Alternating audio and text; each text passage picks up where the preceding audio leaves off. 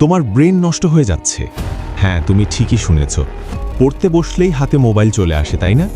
দিনে 6 ঘন্টা রিলস দেখে দেখে তুমি নিজের হাতে নিজের ভবিষ্যৎ নষ্ট করছো।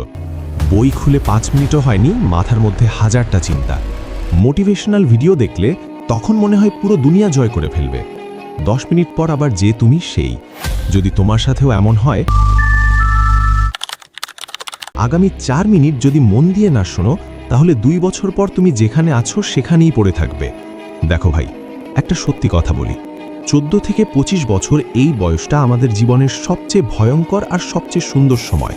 এই বয়সে তুমি চাইলে নিজের জীবনটা বানিয়েও ফেলতে পারো, আবার চাইলে নিজের হাতে নিজের জীবনটা শেষও করে দিতে পারো। সিদ্ধান্তটা পুরোপুরি তোমার। আজ নিজেকে একটা প্রশ্ন করো তো, আমি আসলে কি করতে চাই? আমি সারা জীবন বাবা মায়ের টাকায় বসে খাবো? আর কতদিন? 20 বছর? 30 বছর?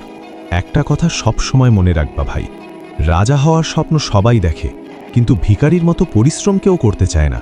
সূর্যের মতো চমকাতে হলে তোমাকে সূর্যের মতোই পুড়তে হবে। আমাদের সবচেয়ে বড় সমস্যা কি জানো?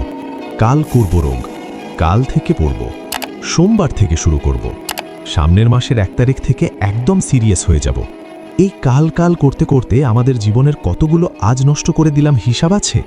একদিন এমন একটা কাল আসবে যেদিন তুমি বলবা আমি কাল মরব। সেদিনও কি বলবা কাল থেকে ভালো হয়ে যাব? একবার, শুধু একবার চোখ বন্ধ করে বাবা মায়ের মুখটা মনে করো, যারা তোমার জন্যে নিজের সব শখ বিসর্জন দিয়ে দিচ্ছে, যারা তোমাকে নিয়ে রাতে ঘুমানোর আগে স্বপ্ন দেখে, আর তুমি 5টা মিনিট বই নিয়ে বসতে পারো না তাদের জন্যে। ভাই, তোমাকে আমি রাতারাতি 10 ঘন্টা পড়তে বলছি না, আমি জানি তুমি পারবা না। আমি শুধু বলছি আজ থেকে 2টা কাজ করো। 1, মোবাইলটা এখনই হাতে নাও, দেখো কোন কোন অ্যাপ তোমার সময় খায়। তোমার লক্ষ্যের সাথে যার কোনো সম্পর্ক নাই ওগুলোকে আজই ডিলিট করে দাও। সাহস করে করো। 2 মিনিটের রুল। নিজেকে বলো আমি শুধু 2 মিনিট পড়ব, ব্যাস। বিশ্বাস করো, ওই 2 মিনিটটাই তোমাকে 2 ঘন্টা পড়ার শক্তি যোগাবে। শুরু করাটাই সবচেয়ে কঠিন। একবার শুরু করে দেখো, ছোট্ট একটি পিঁপড়ে যখন মুখে দানা নিয়ে চলতে শুরু করে, উঁচু দেয়ালে ওঠার সময় বারবার পিছলে পড়ে, কিন্তু উঁচু দেয়ালে ওঠার চেষ্টা চালিয়ে যায়।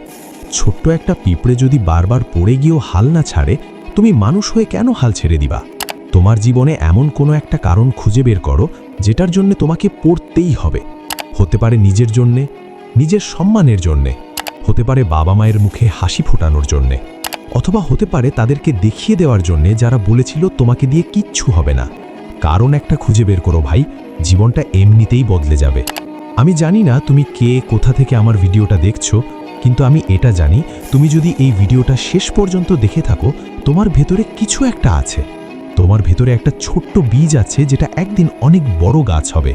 তাই আর দেরি করো না, এই ভিডিওটা শেষ হওয়ার সাথে সাথেই বইটা নিয়ে বসে পড়ো। ভিডিওটা যদি ভালো লেগে থাকে চ্যানেলটা সাবস্ক্রাইব করো, কমেন্টে গিয়ে লেখো আমি আজ থেকেই শুরু করলাম। আমি তোমার কমেন্টের অপেক্ষায় থাকব।